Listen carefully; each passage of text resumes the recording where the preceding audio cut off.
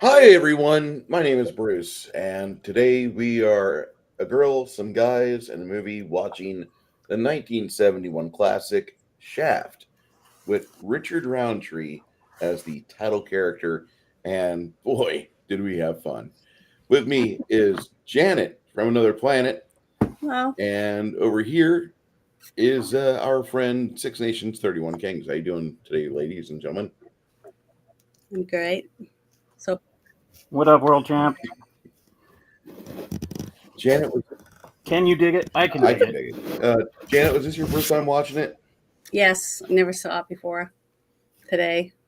Seen it in the video rent. Saw it in video rentals and never picked it up. I saw it on sale, never picked it up. Saw it at Walmart one time, never picked it up. Shame on me.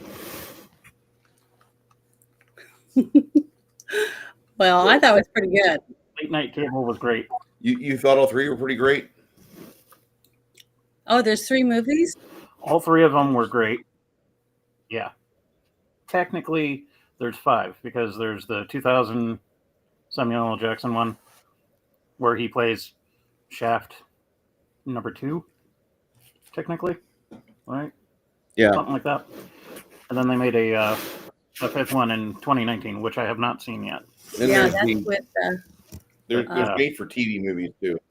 This was chock full of cheese, 70s action, crappy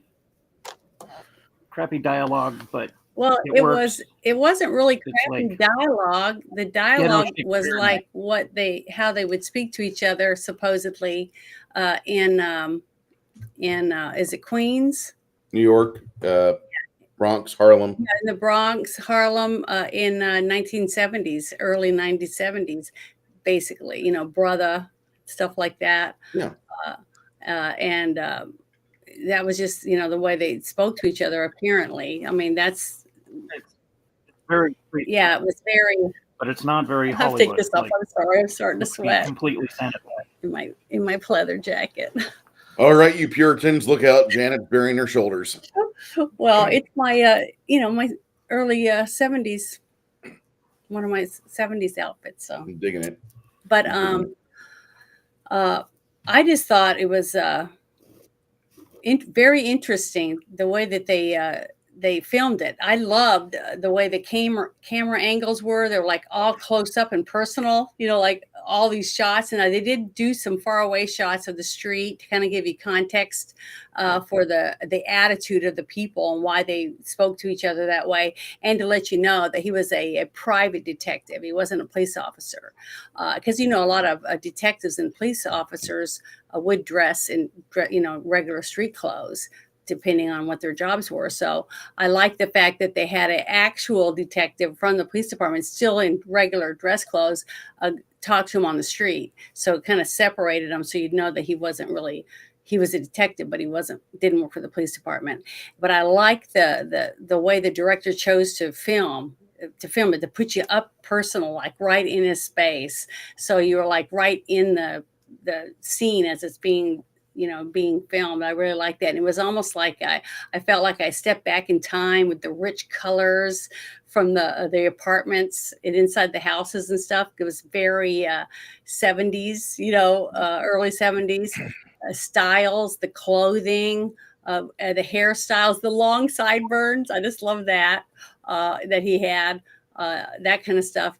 And the music, the way they played the music, it kind of pushed me into another era, like it was sucking you back into the 70s. I really liked it because you couldn't help but get enveloped into the script. I mean, at least I felt like that. I felt like I was following Richard Roundtree as he walked the streets of Harlem to shake down neighborhood thugs. It was like, I don't know, I just felt like I really liked his character. And when I looked it up and found out that he was just a commercial actor, that's it. He'd only been in commercials. And when he was picked for this part, I mean, he was a very nice looking man too. I mean, he didn't look like a wimpy, not believable character for someone to be a private detective in case they get stuck somewhere and you need to duke it out or run. jump over a fence or whatever. He just seemed very athletically built, that he could actually do some of the stuff they expected him to do to be in Harlem and be a private detective. And I just thought he did a really good job. I was really impressed. And I think this is the movie that made Roundtree a star, basically. Pushed him into the spotlight, even though he'd only been in commercials. But I can see why he was in magazines and commercials and stuff, because he's, a nice looking man. Very nice looking. Sorry, go ahead. You guys just took over too much. But I did like the director. Well, let's give the audience some context to what the movie is about. Okay, go ahead. Richard Roundtree plays Shaft, detective. Yeah. And Bumpy Jonas, the mobster of Uptown, Black Syndicate, his niece gets kidnapped, and by Italian mobsters. Throughout the movie, you find out that the mafioso of downtown kidnapped her, and there's a beef between the two gangs, basically. And so it's his job to find her, rescue her, and bag some chicks while he's at it. Well, he had a girlfriend. He had a full-time girlfriend. He hung out there. That was the first woman you saw in bed on the couch. And that was really authentic looking. The makeout that they had, the way that they grabbed each other and they caressed each other and stuff. And the position on the couch where you got to see, you weren't in front of the couch looking at him. You were like from the back to the side a little bit of the couch, looking over it at her, and the way she laid up on top of him when they were caressing each other and stuff before they, made it to the bedroom or whatever. But it was authentic looking. It almost looked like you were really in their apartment, just listening to their conversation, and you weren't intrusive because you weren't right up on them, but you were like across the room a little bit. Like if we were sitting in a chair or at a table over there, and you looked over, and that's what you would see. So to me, it was very authentic the way they filmed that scene. I mean, I like this director. Who was this guy? What other movies has he made? Because he was very good at getting, to me, bringing me into their realm. You know what I mean? Does that make sense?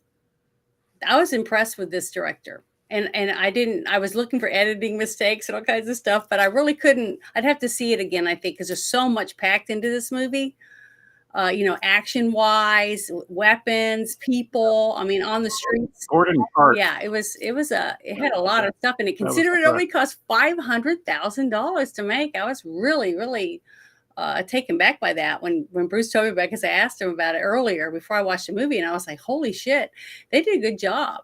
I mean, even the texture of the film quality and all that stuff, sound quality was good.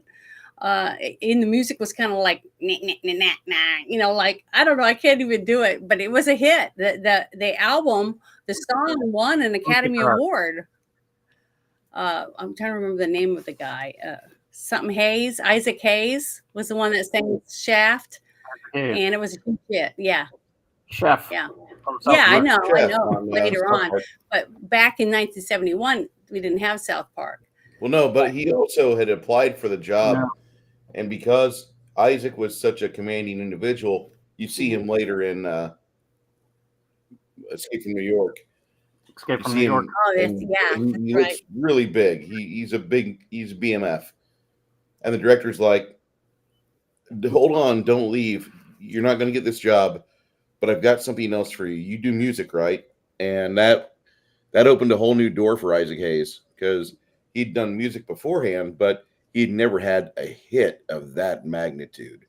And that's where his entire career basically started from, even though he'd been doing it for years. Now he's just going to get the recognition he deserved.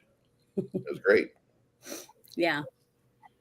I loved Moses Gunn in this movie. I thought Bumpy was great. Yeah, he was actually based off of an actual gangster. Bumpy Johnson, who's been in numerous films, represented in numerous films inspired by, because there was a Bumpy in American Gangsters. Fishburne played another Bumpy in the 2009 movie. I forgot the name of that. But there's been like 3 or 4 bumpy characters throughout Hollywood that have been refractions off of Bumpy Johnson, who Bumpy Jonas was based off of. And the guy must have been a hell of a monster. Harlem Night. Go ahead. I can't remember if it was Harlem Nights or what. Anyhow, yeah, I remember Moses Gunn from Kung Fu, the conversation we had earlier.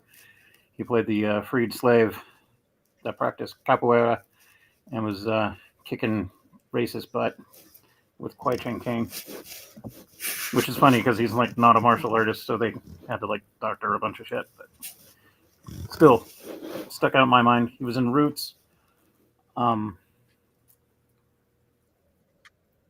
There was a lot of good actors, and there was a lot of good I character recognize actors. Like lots of faces of some people. of I the couldn't tell you their name. characters, and they were in Sorry. Antonio Fargas being one of them.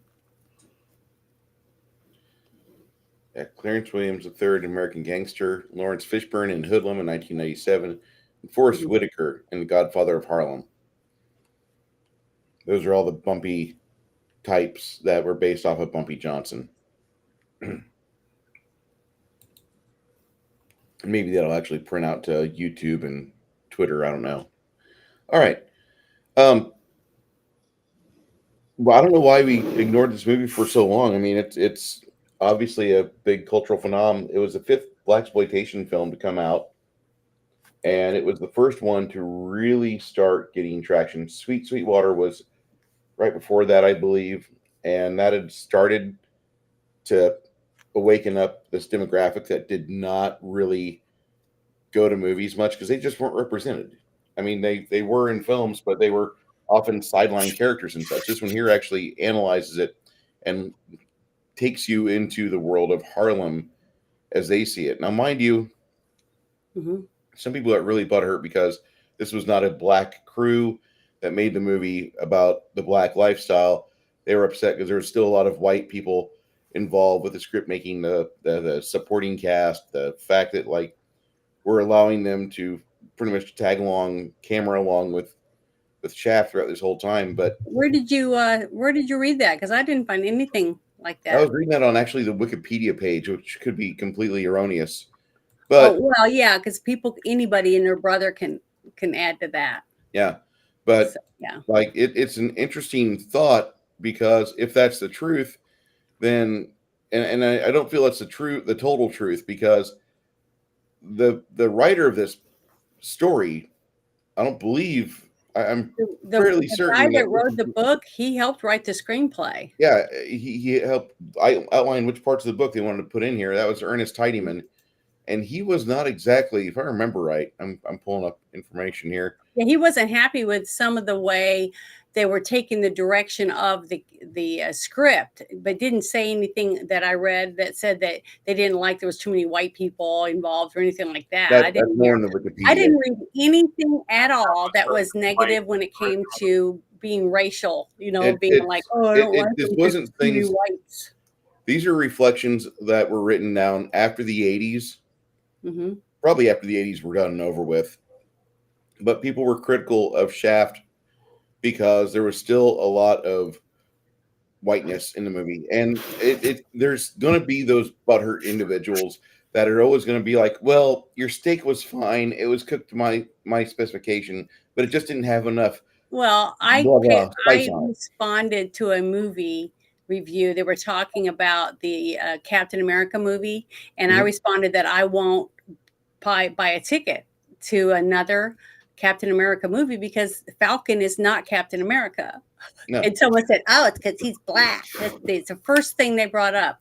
Had nothing to do with Falcon is Falcon, and Falcon is not a superhero. He has to have his outfit to make him as powerful as he is. He doesn't have any superpowers of his own. Literally, he needs a superhero wheelchair. Well, yeah. So basically, and he's going to get old, and he's not going to be able to do it anymore if there isn't someone to take his place. Bucky's the one that should have been Captain America from someone like me that that likes Captain America. I have pictures of him on my wall right here. But so everybody, well, not everyone, but there's still a lot of people that the first thing they throw out is either sexism or racism. It's always that way. Those two things. Either you need a vagina or you need a penis to do something, or your skin color's wrong. Well, it's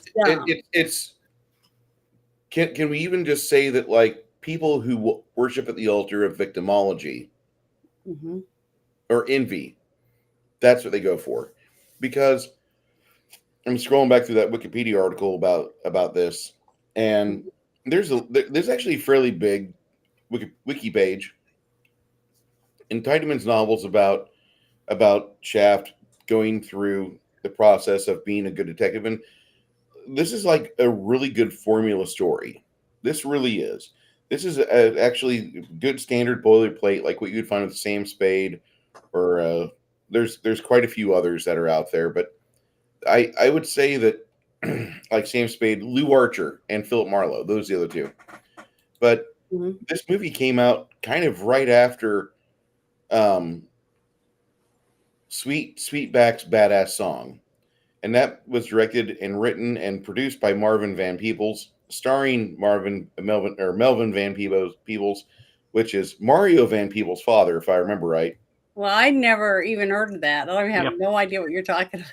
It's one of the first one. It was a precursor to we'll have to take down phenomenon, the rabbit hole of blaxploitation. Yeah, it was another movie that made like for $150,000. And it boxed office 15.2 million back in March of 1971. And well, it's another film that's in the National Film Registry by the Library of Congress because it's very significant. But that was like the third or fourth blaxploitation film. So these two movies kind of set the stage and created a whole genre of film. Because up to that point, like, there was not a whole lot of representation of non-Anglo types in movies. I wonder how much they had to fight to get the Oriental or the Chinese guys to be Dirty Harry's partner. Well, in the Dirty the Harry fact that they played this in China, I'm shocked, because China still has a hard time with any black actors being the star of any movie, because they're very racist people in China. They don't like black people, and they're open about it. So the fact that they keep pushing it on America, as America being the most racist country in the world, is stupid, because that means they don't pay attention to actual facts, whoever says that shit. But one of the things that I found is that the prime example of blaxploitation, is how you say it? Blaxploitation. Okay. Yeah, ploitation genre is it was selected in 2000 for preservation in the United States National Film Registry of the Library of Congress for being culturally, historically, and aesthetically significant for Shaft. You're damn right.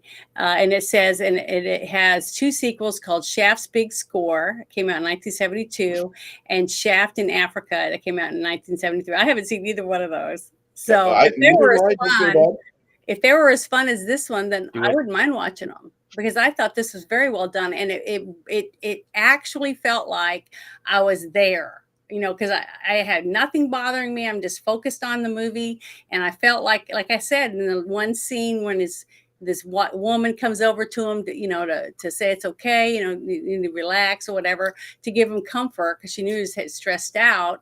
And they ended up making love. And the fact that they didn't have to put all the stick it here and stick it there and all that stuff into it, it was still very sexy and very a good turn on. I can see a lot of people thinking this like is a makeout movie. You take your girlfriend with you, and they get all riled up with the action and the guns and the fighting and the masculinity. Like I was saying, there's tons of that in this movie. This movie exudes that, which I loved, and that was one of the things that I felt from it. I said it would be so nice to be able to walk down the street like these people were and look across the thing and see some guys, and the guy say, "Hey, babe." Remember, guys used to do that shit. You can't do it now. You get arrested, or you get rocks thrown at you, or you'll be pelted, because you're a misogynistic piece of pig or whatever. Women liked it. I didn't know any women that didn't like a guy catcalling or whistling it. Now, if they come over and they all start grabbing you and shit, I don't like that. But a guy turning their head looking at a woman, or a woman even looking at a guy. I mean, if I saw a guy walking down the street and he was dressed sharp and he had a nice suit on or whatever, I would look. I mean, I'm human, and I want us to get back to that. I want us to get back to appreciation of the opposite sex, simply because you like to look at it. There's nothing, you don't have to go over and grab it. Unless they want you to, you know what I mean? But I mean, I want to get back to where we can appreciate the opposite sex again and appreciate the differences between us, that type of stuff. I want to get back to that again.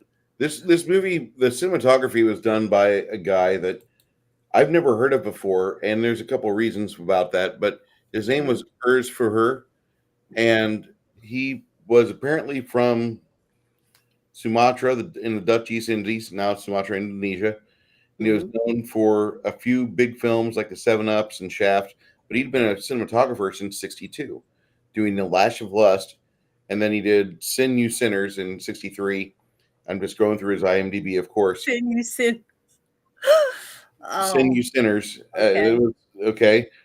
And like The Lash of Lust has an 8.6 rating on IMDb, so I'm filing that in our Explore category. But he was on set in '75 doing filming on I'm not certain which one, but he was on set and he had a heart attack at the age of 40. Oh. But he put people right in the middle of the action. And he did the cinematography for the Seven Ups, which is a great Roy Schneider film, in my opinion, at least. Roy Schneider, we're going to go through his filmography. We will at some point. And we're not going to do it today, but we're going to step through his filmography because I love his work. And Roy Schneider is in a movie called The Seven Ups. It's another crime noir film in the early mid-70s. And it's a good film, and Urs just would put you right in the middle of where he's at, and that was just a signature thing. It sucks he passed the way he did. And you're talking about the guy that filmed this movie? I'm talking about the cinematographer for Shaft. Okay, because I loved him. I thought it was very refreshing to see it again. Build and became like this awesome low budget action crime noir film. Charles Skip Pitts. He's the guy that does the wah-wah guitar as Shaft is walking down the 42nd. I love that scene. And that guy's a freaking legend. He passed away about 12, 13 years ago. My God, I play. Because also, it just sets the tone for the movie.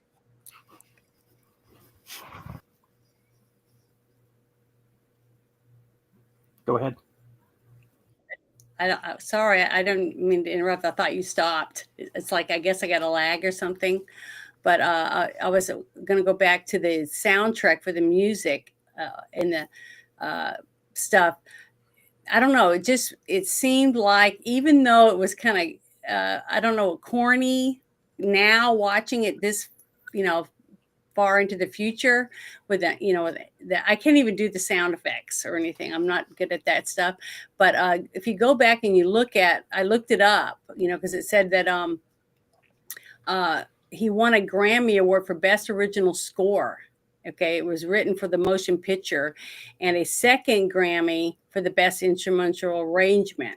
And the theme from Shaft won the Academy Award for Best Original Song. So he won 3 awards for the work that he did on this movie. So that really must have really just pushed him out into the limelight too. And it wasn't just Black people buying the music either, and whites went to the movie too, from everything that I read. So right there, to me, in the 1970s, that it didn't seem like there was a huge a spotlight on racism. It seemed like there were lots of Blacks that were moving up and becoming stars and singers and writers and whatever else. So I just don't see, anybody making a big stink over it, saying there wasn't enough, Black people getting treated like, normal people, because they are. That's the problem that the leftists have with ability in class. Hmm. So they had to switch to in order to further their agenda, because race, whereas, And that's one of the reasons. you can have two people from the same city, one go to Harvard and one work on a farm. Yeah. So, But I think that's one of the reasons why we saw this huge rise in this whole thing pushing.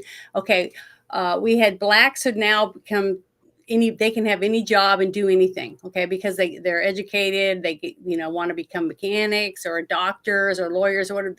No one was looking at, oh, there's not enough Black people working in the United States. And then you also had the gays.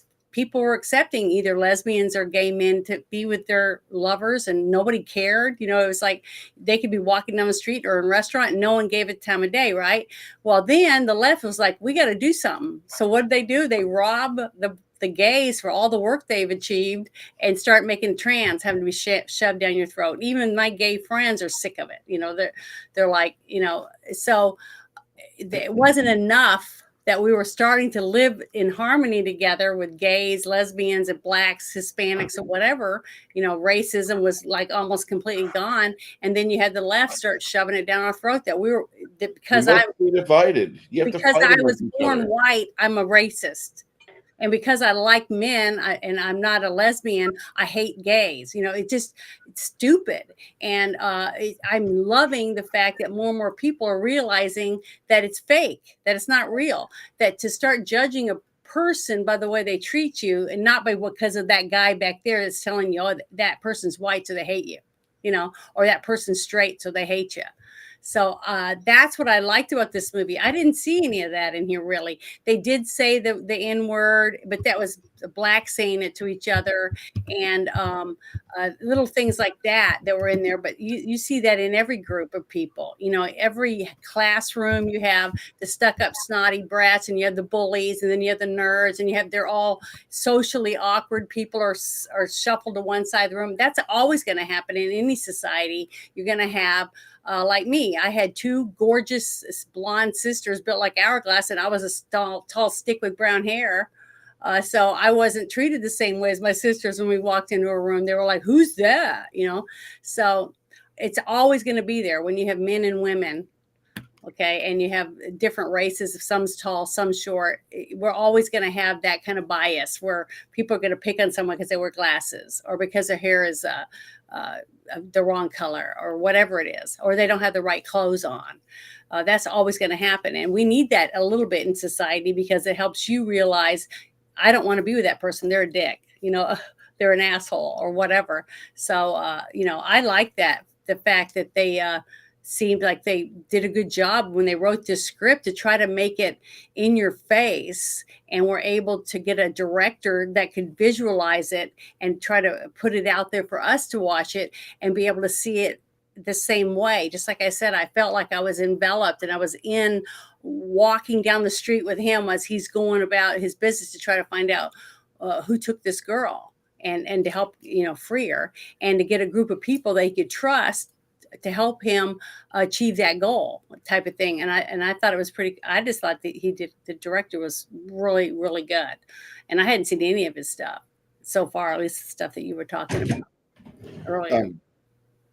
I could definitely watch more of the Shaft character. And there were even TV movies that were made before the series became a thing. It wasn't a very long-lived series, but apparently there was a couple TV movies put in, and then they did their. Was it the same actor in the TV series? I believe so. I believe it was Roundtree the whole time. And then it's kind of funny because after the Shaft fades, and after he stops making the films, he tries to get away from it. And then finally, when he's in his older years, he's like, I've always been Shaft. I've been the guy. Yeah. And it was kind of good to see him come back to that. And sadly, we lost him in 2023. But I mean, 2/3 of the cast and crew is passed on this film. It was made in 71. Mm-hmm. Urs and so many others. A lot of the main leads of this film are in the ground already. It's sad, but this movie is, yeah, very fucking culturally significant.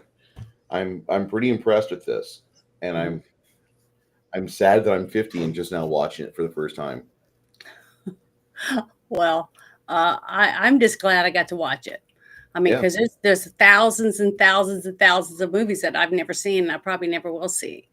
And some I'm glad I didn't see. So, Yeah. you know, I'm just glad that we had the chance to see it and actually get to sit down in peace and quiet and pay attention and enjoy a movie that was so well done. And the story was really good. It was authentic, believable the way that they put it together. And I just thought the casting director did a great job of picking the people, the set design, the costumes. I mean, they did a very good job at making me believe these people really lived in this area and worked with each other and hung out and walked these streets. I mean, I felt like that.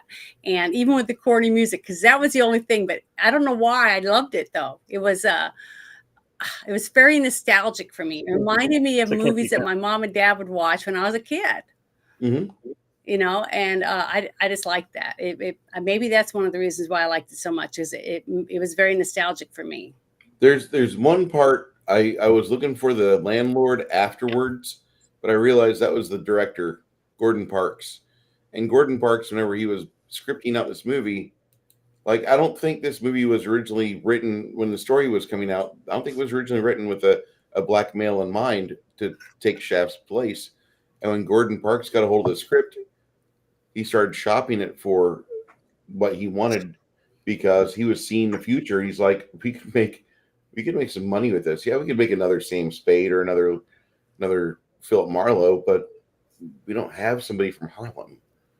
And it was a great idea. Mm-hmm. The fact that they put it was centered in Harlem, and almost all black actors in it, because they needed the black actors, because it wouldn't be believable if they did it in Harlem with white people or Hispanics. Maybe Hispanics might have worked, but the fact that they used authentic like people to play the characters is what made it good. And the fact that the scenes that they shot down the streets and the cars and the overpasses and all the different things in the little rinky-dink restaurants and bars that they used, they seemed authentic to me. I mean, I really felt like I was in Harlem, walking around and stuff. So that's hard to do. I mean, it really is, to get people to believe that when they're visually watching it, because there's something here or there is going to say, it's so stupid, But I didn't feel that. Even the music made it even more authentic for me. I just thought it was really, really good. I was very impressed. I was shocked. I liked it so much. I found the conflict on the Wikipedia that a lot of people were upset. And this isn't anything from the 70s. I think this is something that was written in the 2010s or 20s. Yeah. Mark Reed, for example, argues that Shaft is a product of the white studio imagination and merely a black-skinned replica of a white action hero commonly found in the genre. And then one way that Shaft's blackness is showcased throughout the attire, he's stylistically radicalized. He's stylistically racialized. He wears clothes and affects manners that are associated with being black. And he's known for his elegant garb. He's frequently draped in leather coats and turtlenecks throughout the whole film. Magnum PI dressed like that. Yeah, and this is like, and he was white. Okay. See, that to me is racist in itself. Sorry. The novelization of Shaft, which was before the movie was released. Mm-hmm. Yeah, he just finished it and started shopping it. Character. Say again? And sorry. The studio, hearing that they lose South, wanted to do Michael Murphy as Shaft. Mm-hmm.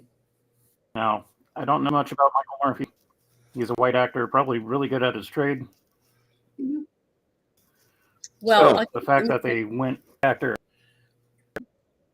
to do that. What we got with this movie, like, there's three people that could have carried this. One of them got it, and that is Richard Roundtree. The second would be Isaac Hayes. Isaac Hayes, as he was in Escape from New York, amazing. Great screen presence. Looks like the bad motherfucker you don't want to cross. The last person would be Fred Williamson. That guy could have carried it. He didn't, but he got his due with a bunch of other good movies. And we're gonna delve into those over the course of time. Well, I wanted to jump in and say this. Okay, the writer, the original writer, helped write the script. Okay, and that's important because that makes it more authentic to what the original story was. I like stories that are written by the actual writer. Okay, instead of taking 5 different stories and having 3 screenwriters put them together and make one. It's not usually as good, and it's usually jumbly. You know, I can't explain any different than that. It makes it more authentic to watch when you get to see it coming from the writer. Okay, that is one thing. And then the other thing is you're going to have every production company, when they read whatever script it is, they see other people, envision other people in the parts, different than you would have for your director. That when they read it, they see it differently than the production company sees it. The production company's thinking money. That's all they're thinking about. Who's the big star? Who's going to show their ass? Who's going to show their tits? Yeah. So that's why they would always say, oh, we got to get Clint Eastwood, or we got to get this person, or we got to get that person, because they're thinking of dollars and how many seats are going to put in the chairs. That's all they're thinking about. They're not thinking about whether the story's good, if it's going to be a barfer or whatever. They could care less. All they care about is who we can get in this movie to get people to come buy tickets. That's it. That's the cinematographer and the director. They look at they go out and they look at sets. They go out and look at streets. They have a person that goes out and does that and takes pictures and videos and comes back and shows it to them. Then they say, oh, this is good. I like this view. I like that. Where is this at? And then they start mapping it out and they get a storyboard started on what they want to see in the film. Okay. And then you have your script supervisor that goes through and makes sure that each day when they're filming that they're using what is supposed to be in the script. Okay. Because that's how you get, when you have a good team, you have a really good movie. Even if it's a B-rate movie or low budget, it doesn't matter. If everyone works together to put the parts in that their job tells them they're supposed to stay as close to the story and the script that the director wants, it's going to be good because you're going to see it through the director's eyes, the way it's supposed to unfold in front of you. And I feel when I watch this, and a lot of people might say, oh, it was quirky, it had this, that, and the music took me out of it or whatever, because they couldn't go back to 1971. See, that a lot of people have a hard time doing that. That's why a good Western to me is a Western that makes me feel like I'm in the mountains. I'm riding horseback. I'm shooting guns. I'm smoking and rolling my own cigarettes. Whatever it is, the more authentic qualities that you could add to it, it makes it that much better for the viewer that is paid to go see a Western or a romantic comedy or whatever it is. You're paying for it because that's the kind of thing that you're attracted to. And also you'll get people to come just because of the trailer or whatever else, you get people to watch it. So you might grab new people, but to see a movie where the editing is good, the props are good, everything goes together because it looked like the director and the cinematographer worked side by side to make something and to put it out there. And everyone else that picked who the actors were, the sets, the clothing, all the different stuff. I thought that even the lovers, the 2 love interests that were in this movie that were slept with Shaft, they made it look real. It didn't look like, oh, it's just some bimbo laying in the bed and she didn't even have a line, or they did a good job to me to make it a believable scene in the show for you to understand where he was coming from and what kind of guy he was. I don't know if any of that. If I just rambled on. Sorry. It really, the main part that I caught in this movie is the fact that nothing has changed from the 1970s. Hookup culture largely implies like, hey, I know we just kind of hooked up, but I really enjoyed that. And the dude's like, yeah, I know, bye. And that's it. That's Hey, at least he didn't pick her up and throw her out the door without her clothes on and then throw her clothes at her. I mean, he was a little bit of a gentleman he's to fully her. dressed. I'm going to go get ice. So I don't know. I didn't think he was that bad. I didn't think he was a womanizing pig. She didn't have to go back with him. And she's the one that said in the first place, he's good looking. I would like to get with him. So, you get what you put out, Yeah. basically, you know what I mean? So I thought that was good. Now his girlfriend, look how good he treated her. He was respectful to her. He was in her apartment, stuff like that. Yeah. And even though he was sleeping with other people that the girlfriend may not know about, that part was kind of sad. But, to me, that's reality. Sure she knows. That was What reality. woman does not, what girl does not have intuition? Lots of women. They go years and not think about it at all. That's just normal because we don't think about it. Man. I don't know. I thought this movie is a success. This is a triumph. Like this, between this and just reading a little bit here and there, this and Sweet Sweetback, two movies that pretty much blew the doors open for blaxploitation films to be made. Now, Melvin Van Peebles came out later with a theater play because he kind of got out of movies for a bit, and he made a self play or an autobiographical play. It says "Don't Get Cheap on Me," I believe was the title of it, where he's screaming at Hollywood like, "You better fucking pay us, people. That's all I ask. You treat us the same way you treat these other fuckers you've been here with the last decades and decades and decades. We want the same. We want the same amount of respect. That's all we ask. And money's nice too." And that was, he was a creative playwright, and he worked pretty hard almost all of his life. His son Mario walked in his footsteps as an actor. I remember he did a movie called Solo. Remember that, Six Nations? Yes, I do. No. Yeah. Yeah. It was in the 80s, early 90s era of action films, when action films were going through their transition phase. Like, okay, Chuck Norris isn't pulling it as much. Sly Stallone's not pulling it as much. Rocky V bombed at the box office, etc. Yeah.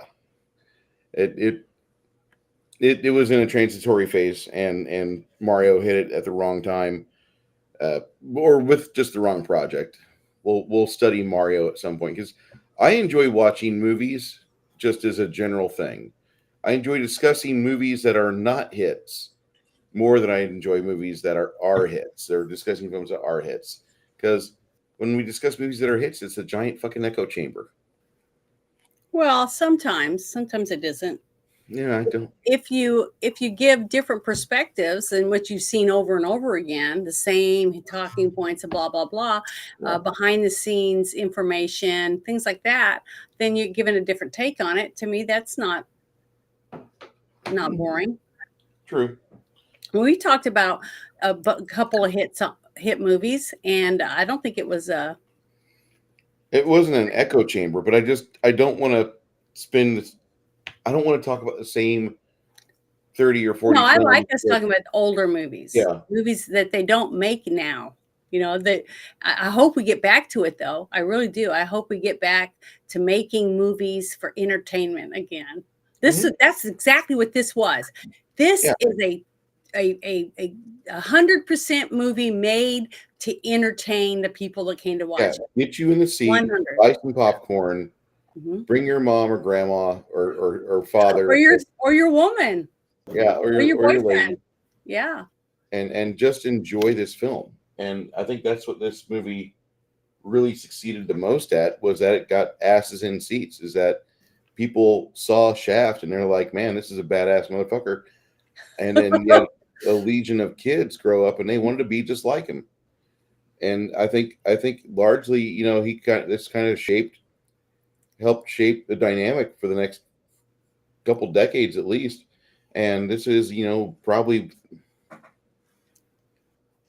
I'm trying to think of another blaxploitation or black crude film that would be so innovative. And I really, as much as everybody wants to talk about Mo Better Blues or What about Color anything Purple? Everybody talks about that one. That was, a black movie, that basically. yeah, but that movie is I don't really see that film as being as culturally significant. It definitely is good. Like the only thing I can think of that's more culturally significant than this would be Roots. Oh That yeah, would Roots. Yeah, Roots was another one. Roots, That's good. and that would be it. But this film, like it started putting the players on the map, and I'm going to give some credence to Melvin Van Peebles for his Sweet Sweetback, because that movie came out as well during the same year, and it kind of helped set the table for this because MGM only made 3 movies that made any money. You saw the list, right, Janet? Yeah, I sent it to you, so you can share that. Yeah. That. I'm not really. These things are all findable, people. Please Okay. learn to be detectives. Um, MGM was in such bad, dire straits at that time that they were willing to take risks. And Gordon Parks was a director that was a very much a risk-taking director by doing things that were not popular for the studio, but they would make a good movie. And they were kind of worried about him. And once they started to see the dailies, or once they not dailies, but once they started seeing the efforts he was putting in, I don't think they started doing dailies with movies yet. Did they? At what point are we making a movie, and then every day we're shipping a reel off to the production house? And this one would have to be based out of New York, because to fly this from coast to coast every day, that would be expensive. Mm-hmm.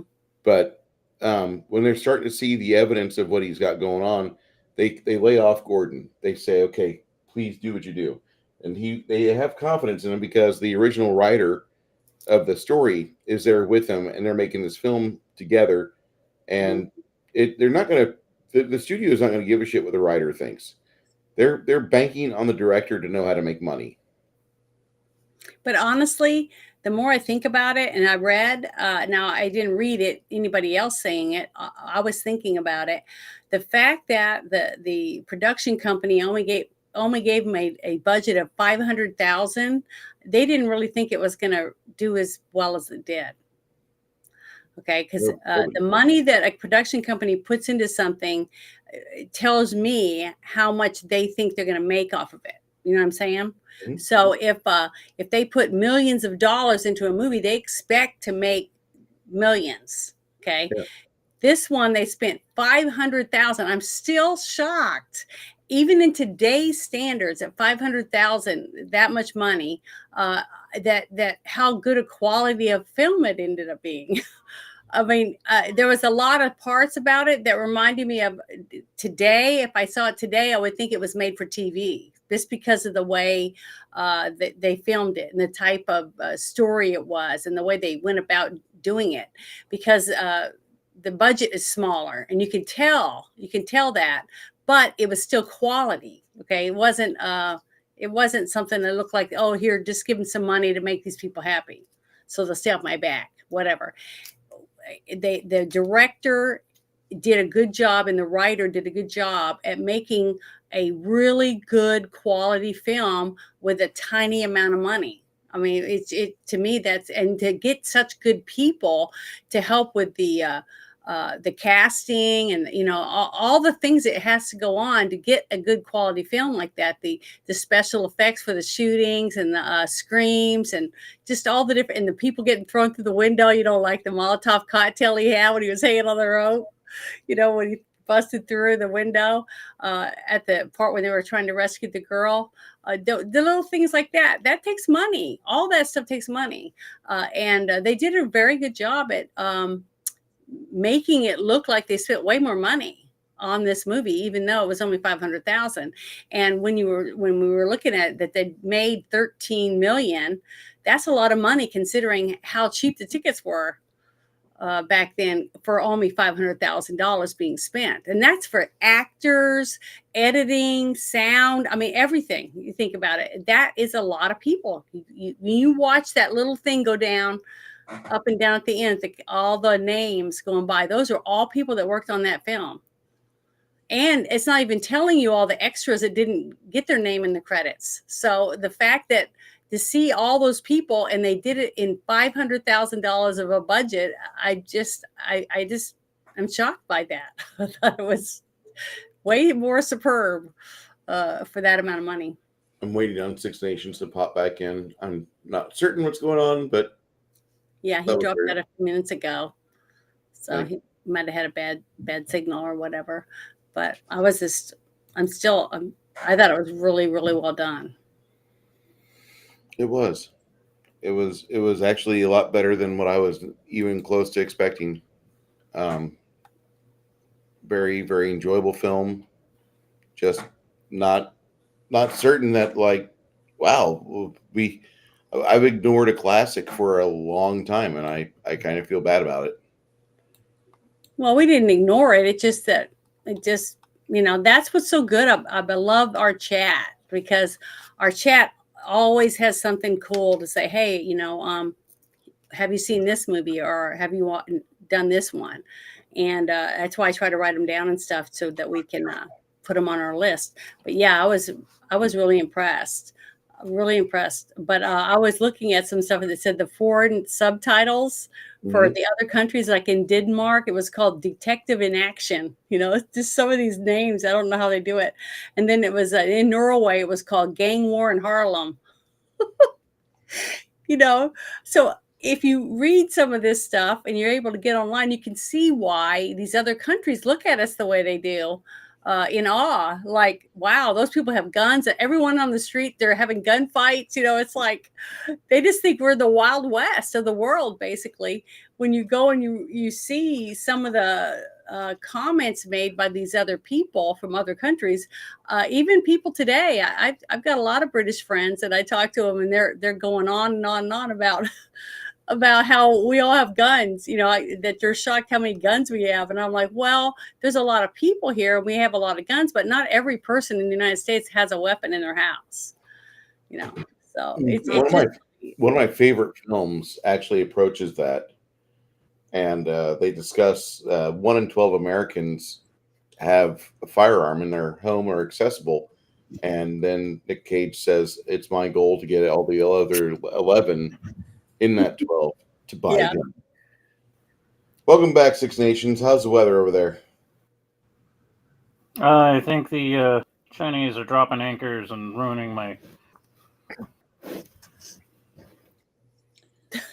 Okay, they say it was going to be raining over your side for a little bit. Yeah, what was it? An atmospheric river that they said that the West Coast was going to get and experience wet weather for a couple of days. Very, very fascinating film. If you've not seen Shaft yet, I give her a good recommendation of the movie. It's a good casual film. If you look at it and don't think of when it was made, but you're just turning it on, you might even think it was a made-for-TV movie because of all the common techniques that are used in this movie are used so heavily today. And you get a real sense of authenticness from the cameraman. That's the one thing I just love this movie about that. This is one of those films, like if I ever become like an internationally known drug dealer with like a 15-room home, one of the rooms in the sunken living room area is going to have a giant 20-foot wide television screen. I'm just going to have Shaft playing over and over because the themes and the look and the look of New York and all the wood paneling just makes me feel so good inside. Anyway, I know that sounds bad, and I don't want to be an internationally well-known drug dealer. I don't want to be a drug dealer. But I just said, like, if I ever have a stupidly opulent house, that would be like the movie I'd want to have on a TV screen whenever somebody comes in. Oh, we're going to deal in some negotiations. Okay, fine. Shaft. Mr. Roundtree, get on television. Thank you. And do that. And just because I'm culturally enriched. I think this movie is fucking great. This is one of the better movies to come out of the 70s. And of the noir genre, Tiedemann, the guy that wrote this, he wrote The French Connection. Really? And he wrote other other good movies as well. So I'm going to stick with There's my a thing current going theme on on there. things. Yeah, he's good at what he does. This movie, like it's really like it's an easy win. Um, if you're in the chat and you've seen Shaft 1971 before, put your rating of it in the chat, and we'll have Janet read it off to you. Next week, we are going to be watching a film called Hoodwinked. I'm not familiar with this film, but our friend, the Crafting Gamer, has talked about it and wants us to review it. So we'll have him as part of our I don't force. think I've seen that. Either have I. Who's in it? I want to say that I have.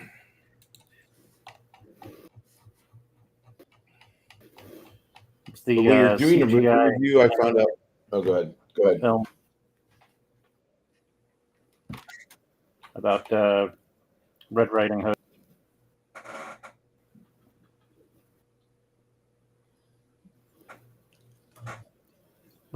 It looks I like wanna a get where the, 2005 independent CGI movie, Yeah, and it's retells Little Red Riding Hood as a police procedural movie using backstories to show multiple character points. Okay, I don't think I even saw a trailer for that. Budget was $8 million. Box office was 110. all right. That sounds like it did. Yeah, did pretty good. Pat Warburton is the wolf. Jim Belushi. Is it a comedy? Don't know. I liked him in Sahara. We'll find out. It's a comedy film. Jim.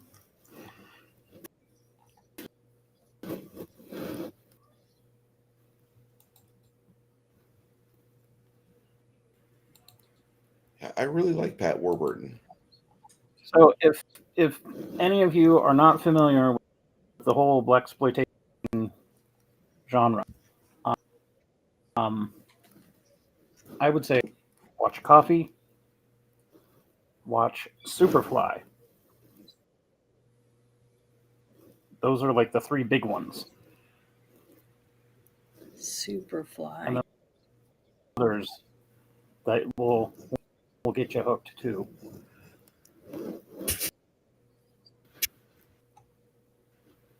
I don't know how overstream without riling one side or the other, because after all, it's Black History Month, and me being of a fair, I don't have my N card, so Management Negro would be another one.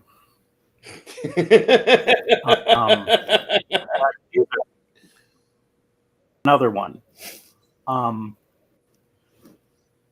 Blackenstein. And don't care about budget.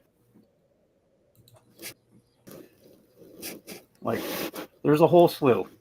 Just look up blaxploitation films, top 20, top 30, whatever, top 1, and go down the list. There was a And movie you'll be amazed. that had, I can't remember the name of the actress. Let me look it up. Jackie Brown. Hold on. Jackie Brown's great. Ray Liotta starred in it. Somebody. Do you remember the movie? Sam Greer. I'll wait till you finished. You're cutting out Six Nations. Continue. There was a movie that came out with Ray Liotta, okay, and he fell in love with a black woman, and it was in the time where black and white weren't supposed to be publicly, together.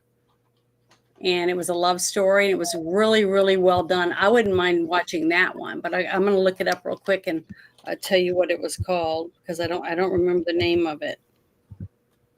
But my mom loved it. She thought it was a really good movie, and I liked it. Called Karina. Yeah, Karina. Have you seen it? It's got Whoopi in it. It's Whoopi Goldberg. I don't care. It's very well done. Okay.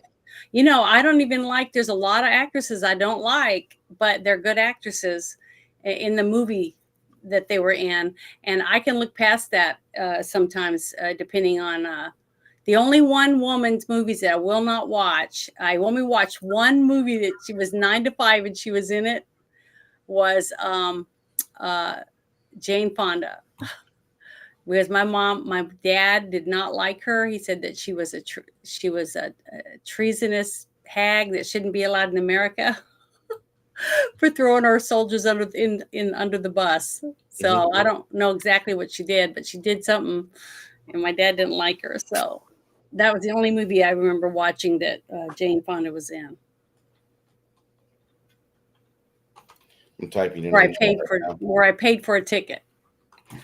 So, but Whoopi Goldberg was in Ghost too, and I thought she did a pretty good job in that movie, and in Sister Act and a bunch of movies. She was a really good actress. It's just that it's sad that as she got older, she became more of a racist and hates white people. Even though maybe it's because she had a bad marriage with a white man.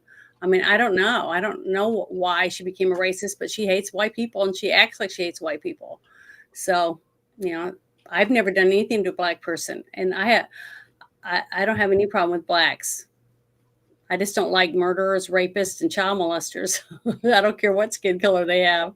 Yeah, that's most of everybody. I think 99% of us can agree with that. Yeah. You ever seen the Mac? I never even heard of it. Sorry. Six Nations?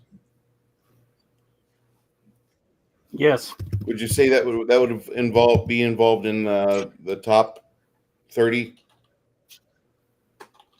I would say, yeah. Okay. And that came out in 73, if I remember correctly. With Max Julien and Richard Pryor. So it's around the same. Anything with Richard Pryor.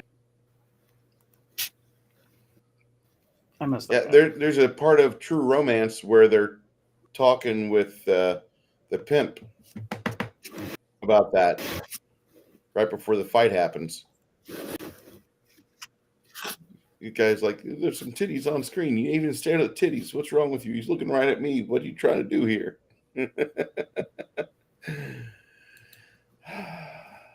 Yeah, the Mac. We'll have to watch that. Not a movie for kids, mind you. All right. Well, unless if you want to be a pimp, watch the Mac. Yeah, Sweetback. I think I want to look at that because I like Mario Van Peebles, and that movie was released right before this came out, and it was helping build up towards this tsunami of new talent getting brought into the East and West Coast movie production centers. I mean, without Sweetback, without Shaft, you wouldn't have the cultural phenomenon happen later. There's another movie called Spawn that we could watch. Have you seen it? And to circle back, I would much rather watch the HBO specials of Spawn than the TV or the movie wasn't too bad. Could have been way worse. Like that one movie that I don't want to watch. Okay. I will watch Street Fighter 94 before I watch Spawn. I don't even know what that is. So I like Raul Julia. His entire reason for being in that movie was to make a movie that his kid would watch over and over again. Mm-hmm. You know, his dad loved him. Spawn is not a bad movie. It's a poorly made movie. Mm-hmm. That's part of the charm, I feel, is that it's not well made. I like the clown, mm-hmm. and I like the mentor, Nicole. What was his name? He was Nikolai. He was in Excalibur as Merlin. Mm-hmm. And I can't remember. I can't remember what his name is, but I know who you're talking about. Yeah. I will definitely hold on. Oh, that was shit. Nicole Williamson, wasn't I it? think so. Hey, Memes of Destruction. How you doing, sir? But I was going to circle back. If you watch the soundtrack is done by Motown great. So yes, if you dig Motown, it's worth seeing. yeah, I don't know, and I mean, not that I really don't want to say we did this on the 2nd of February for Black History Month, but there's been enough talk about like blaxploitation. I love blaxploitation films. There's a lot of them that I've seen. There's a lot of them I need to see, but I was talking about Fred Williamson's career a couple weeks ago, and I want to really watch his stuff, but I don't really think it'd be proper to go into that without first getting into Shaft. And because everybody remembers Shaft, like that was the movie that like everybody saw, and then whenever you turn on TBS in the late 70s, early 80s, or whatever was USA was what was on. Shaft would be on like a Saturday afternoon. You have Shaft, and they edited the shit out of it. When CBS aired this movie, they cut out 25 minutes to make it proper and fit their network narrative. Blah blah blah, whatever.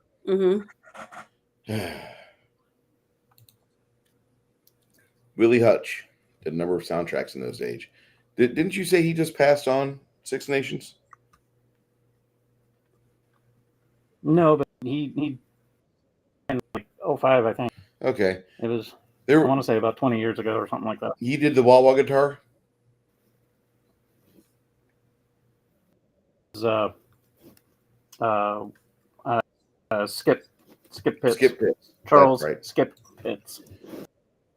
Yeah, that for some odd reason when I Driving riff. like the first 3 minutes of this movie, I was just watching it going, oh my God, that's 42nd Street. And then like you see all these movie theaters pass through on this isometric angle. And it's almost the perfect Dutch angle. And then up from the subway, here comes Shaft. And the movie's still grooving. It's got its little beats going on. But then once the lyrics of the song start, it's almost like you're in the car with them and you're going. And that's what it really felt like to me. And this was my first time watching the film. Please forgive me, but this movie, more people should watch Shaft. Well, I wanted to read something I found. It took me a minute to find it again in my notes because I had like 3 sets of notes. It says pulp culture urban legends. There is a surprisingly durable legend that John Shaft was a white man in the original novel until Gordon Parks cast Richard Roundtree. This seems to be jumbled retelling of Melvin Van Peebles' claim that the success of Sweetback's Badass song changed Shaft from a white film to a black one. In fact, Shaft was already being filmed when Sweet was released. So it had nothing to do with that and that's why they put a black person in there. So that is not true. And that's why I said everything I read didn't say anything about it being, they didn't like black people or whatever it was, why they did it. It says there may be some truth behind this because there is a rumor that MGM originally wanted to adapt the novel with a white lead. Remember what I said about that? All production companies want to make money, put people in the seat. So, but they're not looking at it because they don't really pay that much attention to how the script goes and all that kind of stuff. That's why they hire a director. They didn't read the book. They have no idea. Yeah, that's what I'm saying. The production company will say they want a big star. And at that time, in that year, Clint Eastwood and all those people like that were the big stars. So the fact that they picked Roundtree, which had only been in commercials, he'd never been in any kind of TV series or anything. that they put him in this movie was shocking, but the casting director did a phenomenal job at picking someone that fit this character to a T. He did a fabulous job. His sideburns, I mean, everything about him, he aired masculinity. And he was attractive to white women, as Hispanic women, Asian women. I don't care who you are. If you're a woman and you saw him in a TV ad or a commercial or a magazine, or you saw him on the street or even in this movie, you would think he's attractive. I mean, how would you not? He's very masculine. It comes across. That's why I said, I hope that in the future, in the soon future, within the next year or so, we're going to start seeing more scripts written that tells people I'm a man and I'm macho and I like being a man. And look at me, I'm gonna cut down trees or whatever it is, and that women should wear heels and look attractive and walk down the street. What guys are catcalling her? There's nothing wrong with that. There's nothing wrong with men being men and women being women. I want to get back to that and tell stories for entertainment and not try to cram an agenda down our throats. Once they start doing that again, guess what? We're going to start having blockbusters again. People are going to start wanting to buy tickets to go to a movie or to download it at their house to watch it. They still can make money making movies and TV series and stuff strictly on the basis of like Magnum PI. I mean, you wouldn't even have seen that remade because that was totally masculinity, you know, and they exploited women in skimpy outfits and stuff, just like what was that, Baywatch? And they used to make tons of shows using men as men and women as women. And they had gays in it too. They had lesbians and they had gays. There was nothing wrong with it. But they were good looking and it made people want to watch it. You see, I want to get back to that where we can be happy to say, hey, I'm going to go watch this. This so-and-so's hot and he's going to be in this movie. Or, you know, whatever. There's nothing wrong with that. If it's a good, entertaining film and it keeps you sitting your ass in a chair for 2 hours, then it was worth making it. People will buy tickets. But to go there and after 10 minutes of the film, you start being told that, you know, you have to accept their point of view, it turns you off. And guess what? I ain't going to buy another ticket and I'm not going to tell people to go see it. And word of mouth makes movies a big success and a person going to see the movie more than once.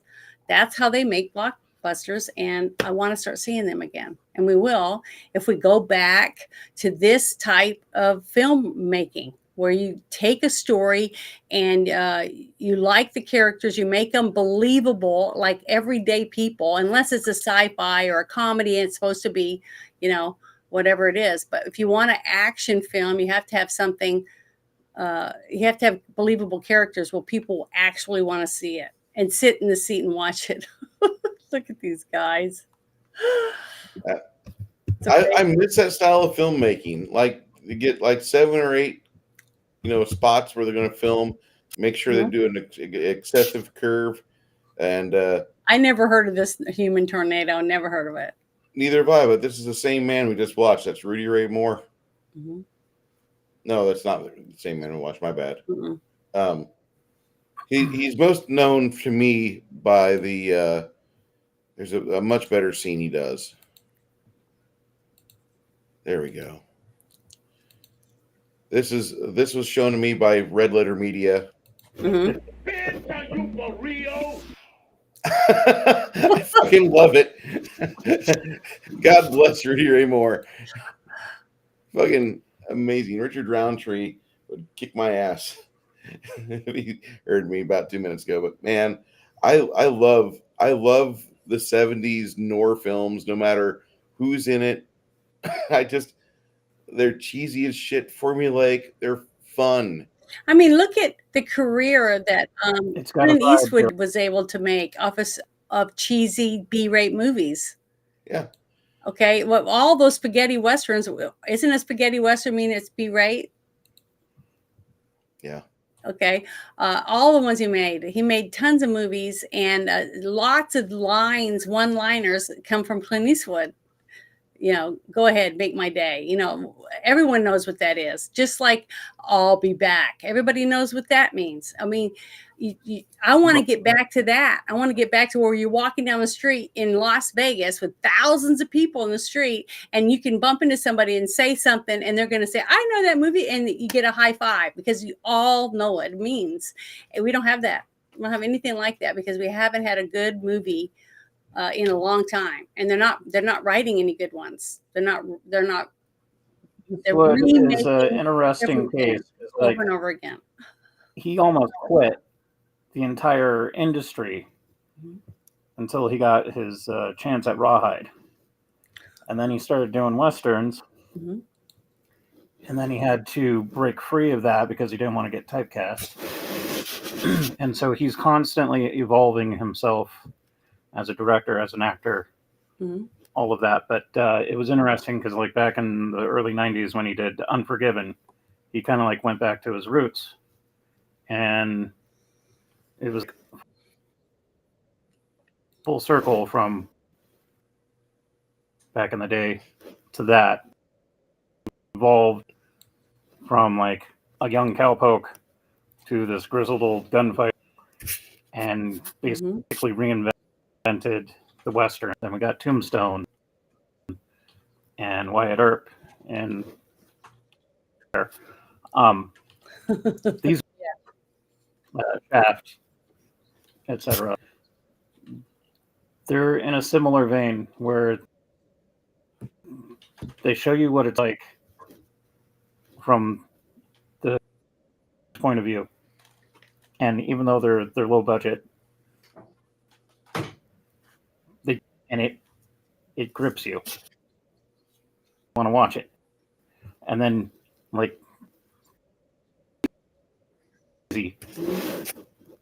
and you're sitting there, and for that moment, all the BS that we deal with today, and you're just wrapped up in the moment of the film. I'd be happy to do And that. Have you guys ever went to a film festival? I've been to South by Southwest. Okay, they had lots of shorts and things like that, but it's just a kaleidoscope basically of lots of different genres, and you can pick and choose which ones you want to see.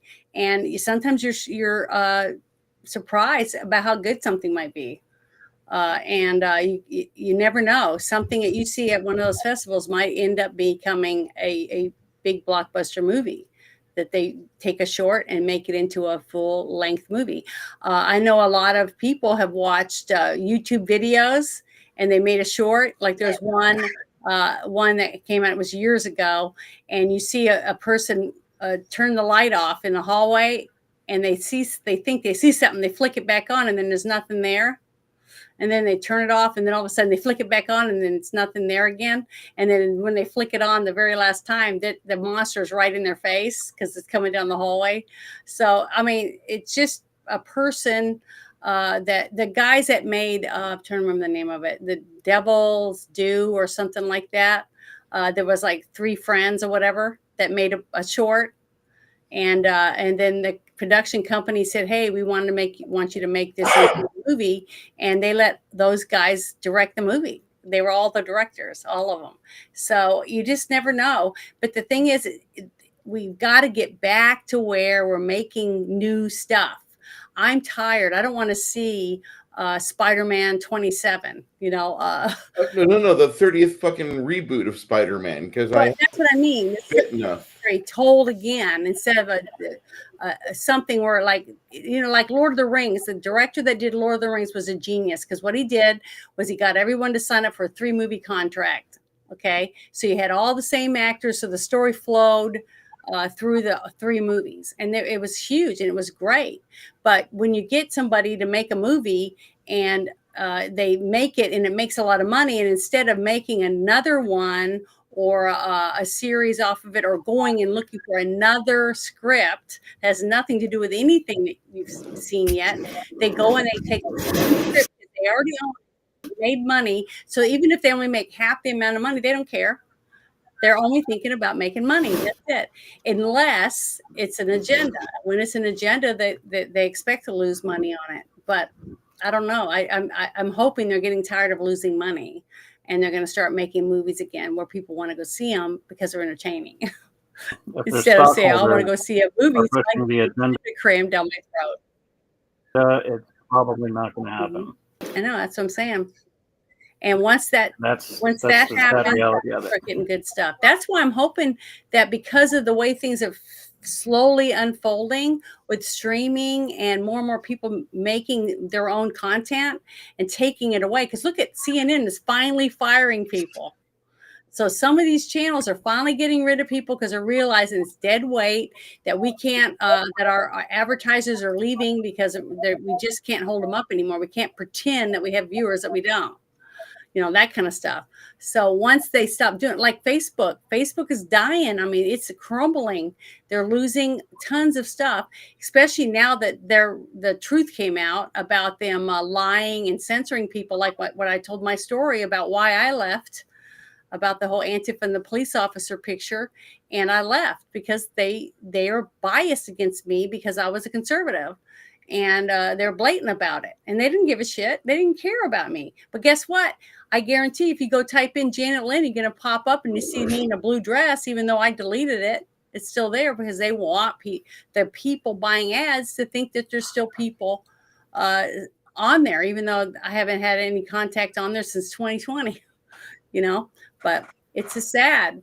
I want to see the industry for entertainment to come back to entertainment instead of it being like, I don't know. I saw this comedian and he was talking about that song, Baby It's Cold Outside, with Tom Jones and this other British singer. And they were singing that and they were talking about it. And he's saying how they're saying it's a horrible, degrading against women song, right? So this funny comedian reads off some of the lines, and then he says, and this is the #1 song this last year that won all these awards.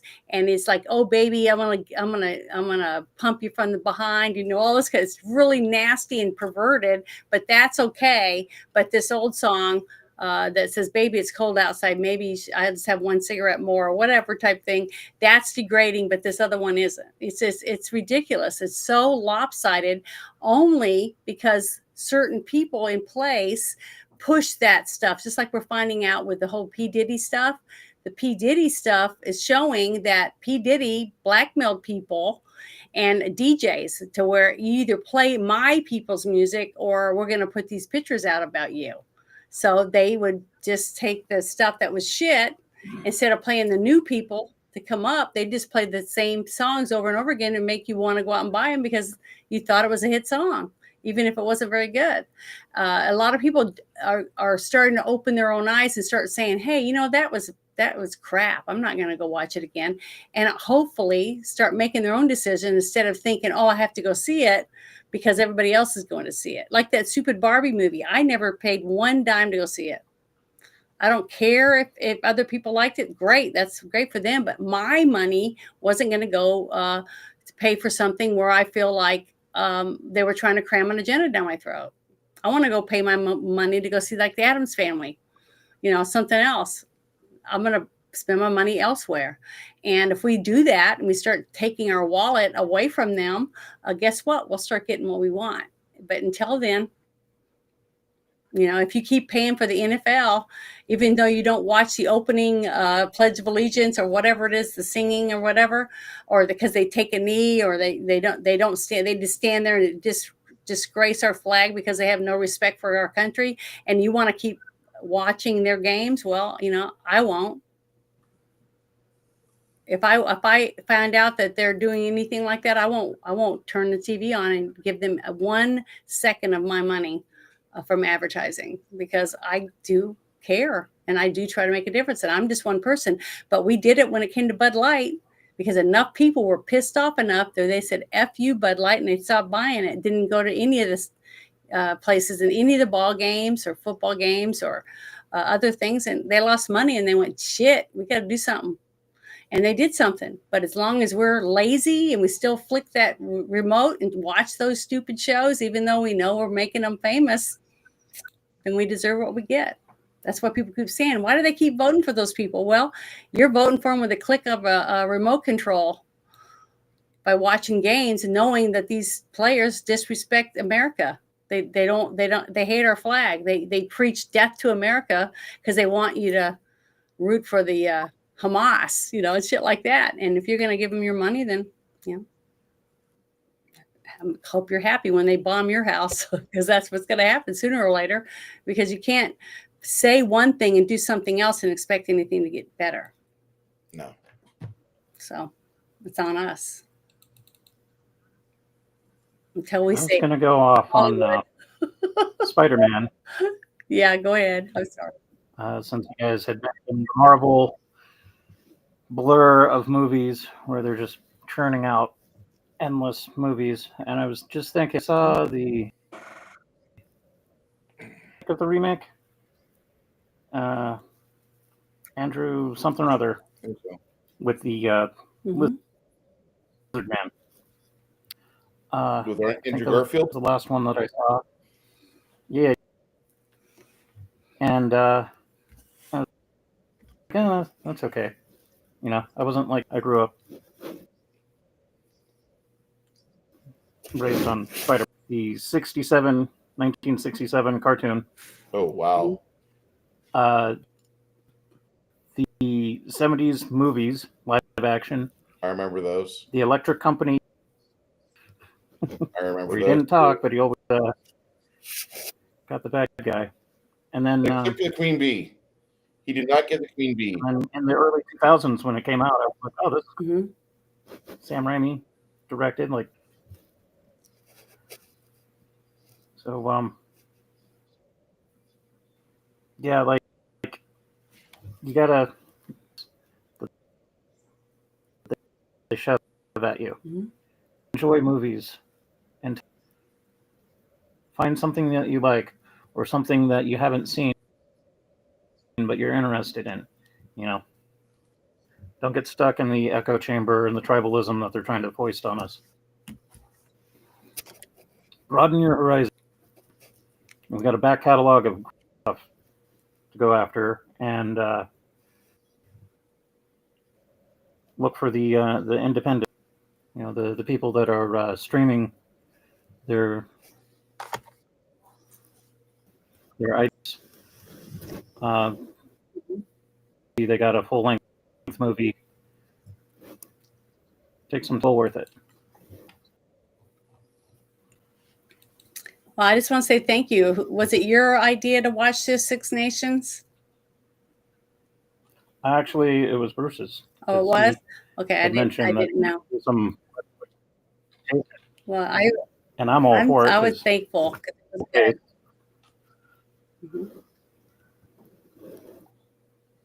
I was pleasantly surprised how much I liked it. I like this. Janet? I haven't. Yeah, go ahead with that. What do you feel about it? Well, it's up there in the mid 70s. I mean, soundtrack alone, iconic. Every parody that you've seen in the last 20 years has referenced Shaft. Either that or Superfly. Those were like the two major contenders. Earlier, when I said that Jackie Brown was homage to in blaxploitation, Quentin Tarantino always loved her in her films, and she's a great actress, super hot, and she was kicking ass in a lot of those films. And the worst movie and she ever was in. See these people that groundbreaking cinema in the early 70s, throughout the 70s into the 80s, and the film or television, and you're like, oh my God, that's so-and-so from whatever that was. Like Richard Roundtree. Blaxploitation movies. And then From Dusk Till Dawn, he plays the Viet kicking ass hand to hand with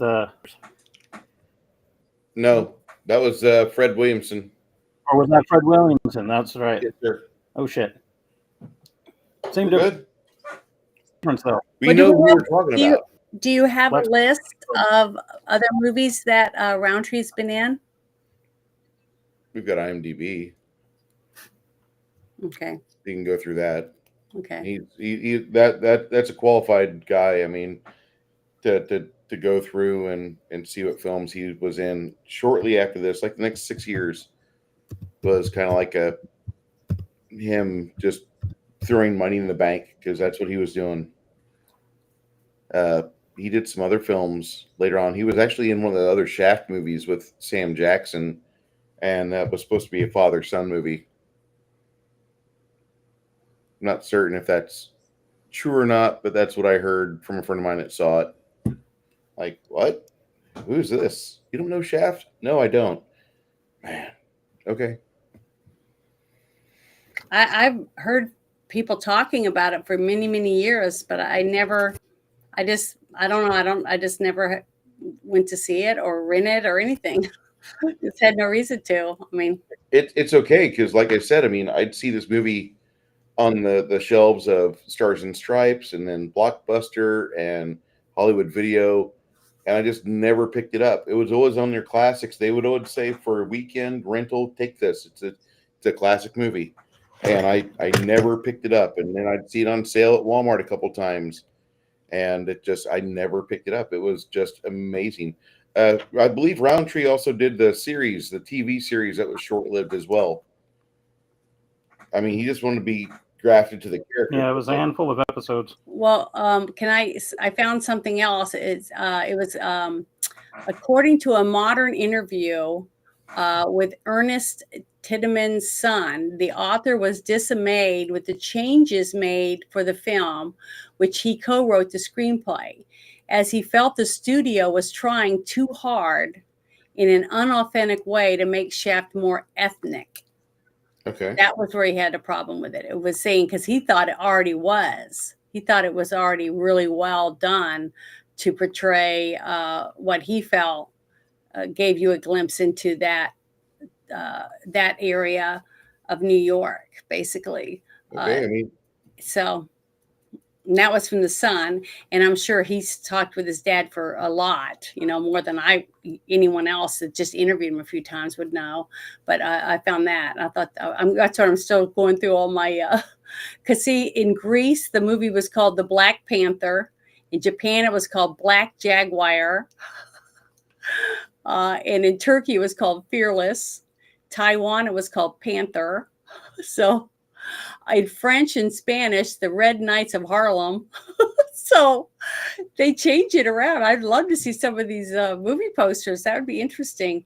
But people don't realize how much work it takes to actually to get our films to other countries, because you have to go through their rules and regulations that they have on their countries. Like Canada, there's a lot of stuff that they're not even allowed to watch on YouTube.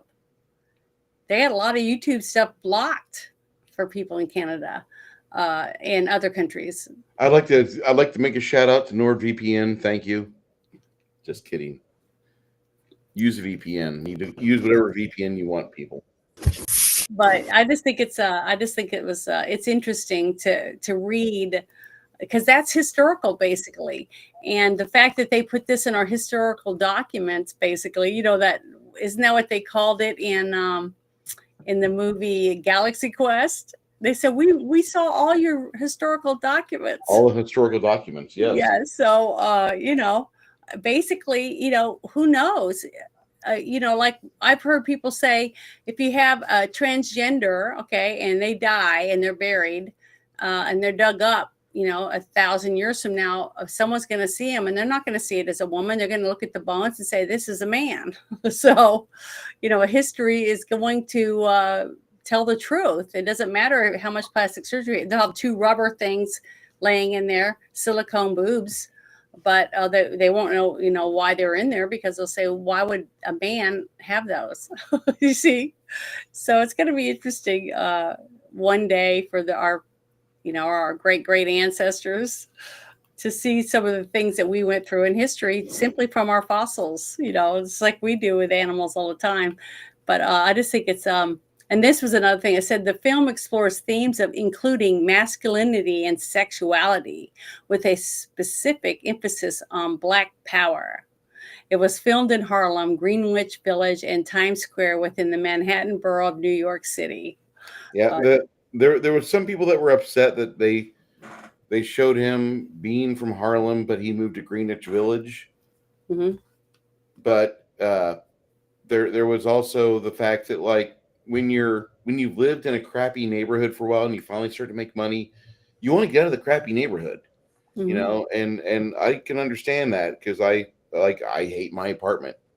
Whenever I make it, we're out of here. We're in a house. Yeah, but honestly, in real life, I could tell you right now, if you sat down with 30 people that live in Harlem, and they were entrepreneurs, or they're going to school, and they maybe want to be a movie writer, or they want to be a doctor or a lawyer, all of them are going to say they're not going to live in Harlem after they get their career. Yeah. So the fact that some people would say that would be somebody who's pissed off or angry because they're stuck in a environment they can't get out of. Like either a lot of people, that are in and out of drugs, or in and out of alcohol, or other addictions and things like that. They shoplift and they keep getting arrested. I mean, there's lots of reasons why people aren't successful. They have a baby, right out of high school, or why they're in high school. So it changes their future. And then they basically have a albatross around their neck. They're stuck. So those people, I can see why they're bitter. But see, that's why our country is the best country in the world. Honestly, even under Obama and under Biden, we were still better than most countries, because we offer programs for people like that. If you're an unwed mother, you can have a daycare for your kid and get subsidies to pay your way through college, so you can make something of yourself. But what happens is they take the money, they squander it, and they get weaves put in and get their nails done, and then they have 2 more kids. So I'm tired of seeing people blame the white people, or the rich people, or other people for the problems and choices they made. I mean, I've not made excellent choices in my life. So I've made mistakes, but when I realized, wow, no one's going to help me go to the gym. No one's going to help me lose weight. No one's going to help me. I have to do it. Sooner or later, you have to start making decisions for yourself, and just realize that you're in the situation maybe because of choices you've made, and that's why you're there. And until we start saying, oh, well, I got to own up to it. I gotta realize I'm in a situation because I've chose not to do anything about it. If I could move, I would. If I could do this, I would. And do it, instead of saying I would, but you coulda, you woulda. But it's the same thing. So it's the same thing with movies or anything. We have to be the one to start saying, I have to do it. And once we start making people accountable for their actions, like if you have a kid that's constantly beating up their friends at school, or kids at school, stealing, not coming home, doing all this stuff, and you still bought them a truck, you still give them a cell phone, you still have a laptop, you give them money all the time, then you're feeding the kid to keep doing it. You're not trying to stop the kid from becoming a thug and a criminal, basically. So when a kid first starts acting up, you make them stand in the corner. You take their toys from them. Whatever it is that you have to do, you do it. I remember when my little girl was in her little walker, and I'd take her somewhere, and we'd be at someone's house, and she'd start reaching for something on the coffee table, and I'd say no. And then she'd look at me, and she'd go to reach anyways, and I go, no. And then she'd cry, but I barely touched her. She'd cry, and they would say, oh, that's horrible. You shouldn't hit your kid's hand. They don't know any better. I go, well, how are they supposed to learn if you don't teach them? See? It's like you teach your kid how to sew so they can fix holes in their socks or their pants, how to cook, boil water, make an egg, things like that. So when they do move out, they can actually feed themselves and wash their clothes and balance their checkbook and do all these things because they can do things for themselves, because we as a parent want your child to be prepared to what happens if you're not there anymore. What if you die? How are they going to feed themselves? How are they going to do anything for themselves? We have to start making our kids self-efficient to where they can take care of themselves when you are not around anymore. And that's what we haven't been doing. We have been coddling these kids. They can't do anything. They cannot do any. It's sad. I look around and I see so many kids that can't cook or make a sandwich, mix a lemonade. I mean, it's really sad. It's scary to think about it. If they didn't have a phone and say Uber Eats, I'm like, and you're paying $25 for a lunch that you could have made for yourself for $5. It's, I don't know. It's, to me, I'm sorry I went on a rant. But Oh, you're good. You're good. Conversating with one of the guys in the chat, and it's like, oh, I want to argue with her. Well, she's on you. She's on Twitter. I'm on X. Yeah. And the thing is that, like, we're all going to have different opinions and different experiences and such. Mhm. And the worst part about all of this is that no matter where you're at, people are going to, like, before you open your mouth and get, hi, how are you out? Like, they've already made up some semblance of an opinion. Mhm. It just based on your appearance, immutable objects, immutable things. Mhm. Like, if you met me 10 years ago when I was a little bit more svelte and not quite as portly because sedentary lifestyle and being a truck driver, you'd probably feel a little bit less like, oh, wow, look, a short, fat guy. Anyway, the main thing is that I really was impressed with how this film was made, was designed, and was pushed out, and how the studio trusted Gordon Parks to do the right thing and make a film that had not truly been done before. Now, there's Mhm. 4 other movies that were made before this that are officially called blaxploitation films. There might be other movies that have similar themes, but they're not really recognized as that. I want to say Sweet Ass Song is like number 3 or 4. But that came out earlier in 71. Yeah, and this movie was being filmed when that movie came, or that came out. So, Melvin Van Peebles had a lot to say about this movie, mhm. and he didn't really have any degradations about it. He didn't really complain about it much. Roundtree, over the course of time, he didn't want to be typecast as Shaft. He wanted to be able to do other parts. But eventually, like I said, he came back, and in his older years, he's like, I made my bones because of Shaft. I got to be thankful. So I'm really happy that we had a chance to see this movie, and I understand why they threw it in the Library of Congress for cultural significance and for historical significance. Mhm. I'm hoping that we get to more of a period. I'm hoping we get to a period like what we had in the late 80s, where we could have a variety show, like, and I'm call it a variety show because it's not really a sitcom, Mhm. in living color. I want that to come back because we had some really funny shit come out of the years that was on TV. Now, Mhm. they can take Jennifer Lopez back.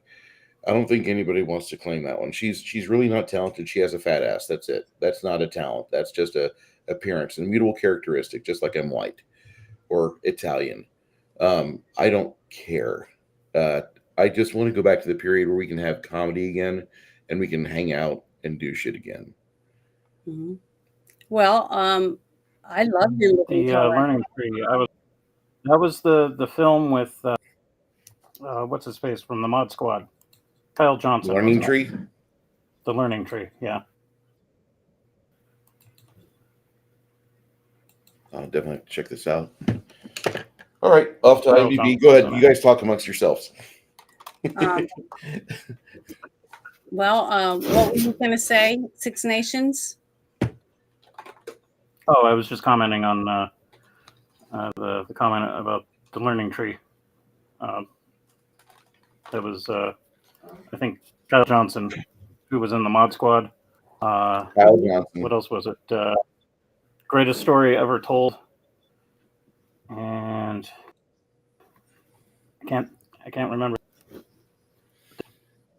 I'm gonna say earlier that what was it? Totally forgot. Holy cow! Give me a Gordon Parks. Gordon Roger Alexander Buchanan Parks lived from 1912 to March of 2006. Dude was in his 93rd orbit around the sun when this came around. Now, because of who he was, where he was born, a lot of his material had like he focused a lot on like just basically civil rights, poverty, African Americans, and then he started angling towards glamour photography. And is like he made his bones, it looks like, through just photojournalism from like the World War II era into the 1970s before he just started directing. And he is best remembered of the iconic photos of poor Americans during the 40s taken for a federal government project and photographic essays for Life magazine. Damn. He's also one of the first Black American filmmakers to deal with films within the Hollywood system, and he helped lay down the blueprint for the individuals that would follow in his footsteps. National Film Registry cites The Learning Tree as the first feature film by a Black director to be financed by a major Hollywood studio. That is fucking awesome. Mm-hmm. But see, Damn. I 100% believe in that. If a person wants to do something and they start out with a little cell phone or whatever, and they're making their own little videos, okay, and then they get with their friends and they get their friends to dress up, like that one film you got me to watch, Gamers Darkness Rising.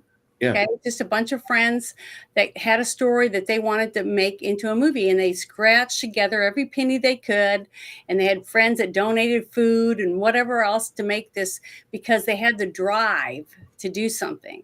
And that's what I want to see. I want to see more young people say, I want to be a director, or I want to be a makeup artist, or I want to be a sculptor, or whatever it is that they want to do, and do whatever it takes to do those things. And if they had, like me, I had to work after school, and I had a job on the weekends, and we had to make money. That's how I paid for my own annual when I graduated from high school, because we didn't have money. We had a 3-bedroom, 1-bath house with 5 kids. Okay, so I'm just saying, I understand what that's like in the South, and we didn't have much, and we had to ride the bus to school. We couldn't afford a car for any of us girls, and when we did use a car and we learned to drive, it was our parents. We had to borrow, but we had rules. We had to be home at a certain time. We had to do our chores. We had to do our homework. We had to do all these things, and a parent loves her kid.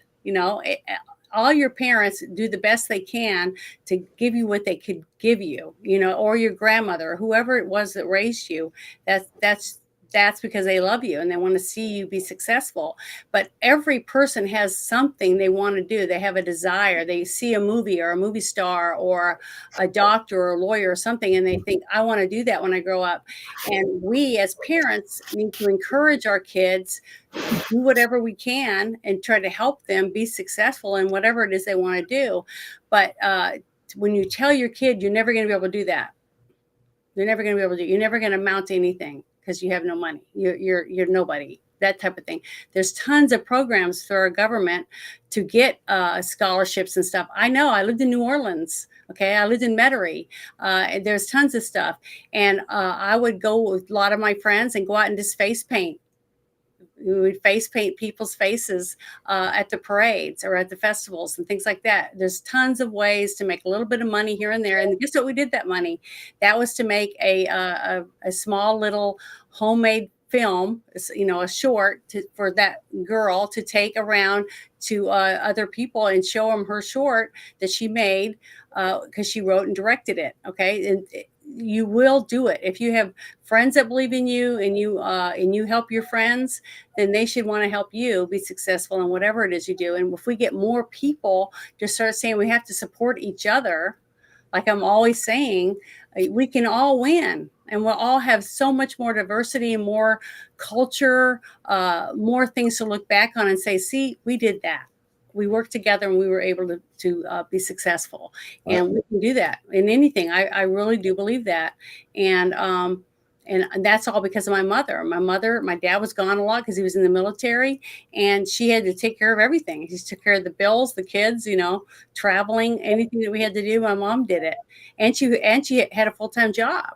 So I just really respect my mom, and there's lots of women out there like that, single moms that are trying to raise their kids and do the best they can. But when you have to ask for help, sometimes it's embarrassing, to ask, can I get some help with my food, or or help pay my electric bill? I can't afford it. But that's why I've been in lots of different organizations to try to help get money for that, and go door to door and ask people to donate to different charities and things like that. And it's hard because a lot of people don't want to do it. They're embarrassed, but I'll do it. I'll help people. I've helped lots of people, try to raise money for different projects, for animals, for a daycare, battered women's shelter. I used to do a lot of stuff for that, because we can't put those people out there because they're hiding, they're in hiding. So we would go out and do the stuff and then take the money to the person running it. And we never had to go there because we don't want to put anyone at risk of someone finding them. So it's a lot of things you have to do without anyone even knowing, because you can't let people know who's getting the money. So I can understand there's a lot of secrecy when it comes to those type of things, like drug addiction and porn addiction, all those different things, because people don't want their name out there, but they want help. And it's hard to find good people to help you that aren't going to go out there and spread your name all over the place because, it's going to get me 15 more clicks or whatever, So and that's hard. It's hard to trust people anymore. So, but honest, sitting down and talking to other people and trying to work things out and figure out a good way to do it, to me, that's the best way to go about doing anything. Well, that's why you ended up with this great movie. Somebody believed in someone else and gave them the money to do it. And look how good it was. I was impressed. I'll say that much. I was not expecting this. But once I started seeing the film and started seeing everything, and they started showcasing Harlem, like one of my first movies, one of the first things I remember when I was a little kid was there was a TV show really popular called Different Strokes, and you would see the skyline of New York at the start of the show, and then you would see like some little, sometimes they showcase Harlem in that, and you would like Harlem was a big thing in the late 70s, and that's when I had my first memories, because they would always throw, like, at the time there was a big cultural push to try to get like some form of parody throughout society. And so you'd always have like Muhammad Ali talking to the kids on Sesame Street or talking to the puppets about things, and just like being, they would bring out guys that could mentor at least for 13 or 14 minutes or less, get them on TV, and they would have that. And you always had these really good, I mean, the 70s, for fuck's sake, was like a feel good time where they would always try to throw like the happy smile on things. Even though life wasn't that great, we're still trying to get our guys out of Vietnam or get the POWs out of Vietnam. There was always just some really interesting, introspective stuff going on to where we just wanted a happier, healthier nation. And I wasn't from a big city. I lived in the middle of the country with cows and 12 dogs on the rental lot my parents had. And that was my life. I had just, I would watch Sesame Street, Mr. Rogers' Neighborhood, then I'd be outside. I would be outside collecting fleas and petting dogs and just running around the neighborhood, or not the neighborhood, the acreage, and just doing stupid stuff, because that's all I did. And that was fun. But that was also like single digit age, before the age of kindergarten. But I remember on TV, they would always throw that material out there. And it was a big cultural phenomenon at the time. That was, you hear the wah wah guitar and you're like, oh, it's going to be a movie for adults. I will watch as much as I can, and they'll shoo me out of here. And sure enough, every one of these movies that was like this, I'd see like the first 2 or 3 minutes, a little bit of the opening credits, music, and then I'd be shoved out. So I always wanted to see these movies all the way through. I never did see it until like, wait a second, Shaft. Why not watch Shaft? That's like one of the biggest fucking ones out there. So we had to watch it. Janet, what's your rating for this movie? What is the way that you feel that this Well, movie should? I had never seen it before, so when I got to watch it, and then I got to read a little bit from some of the information you were able to give me about it only costing $500,000, I was just blown away by it Yeah. because the person who wrote the story, I thought it was a moving story. Just like I said earlier when I was talking about, it felt like when I was watching it that I was being pulled into it, and that I was walking around with the lead character, basically in his town, and he's just walking down the street, and you see the street, and you see the people and the way they interacted with each other. It was believable to me. I felt like it was authentic, that I felt like the music that they used with Isaac Hayes as a theme song at the beginning, when you see him walking along and he's wearing that nice jacket, and he's a nice looking man. He's very fit and trim, and he has beautiful sideburns and everything. But he walked with his shoulders back, and he was very masculine, and he was proud to be who he was. And I love that we don't have enough of that anymore. We make so many movies now that make men feel like they can't be men. Okay. And I'm tired of that. I want to see more films like this where a man can be a man and talk like a man and be a man and be respected for it. Okay. Because I think it's time for women to be women and men to be men, and to be respectful to each other, the way we talk to each other. You saw how good he talked to the women in this movie. It was kind of okay, but like the parting ways was.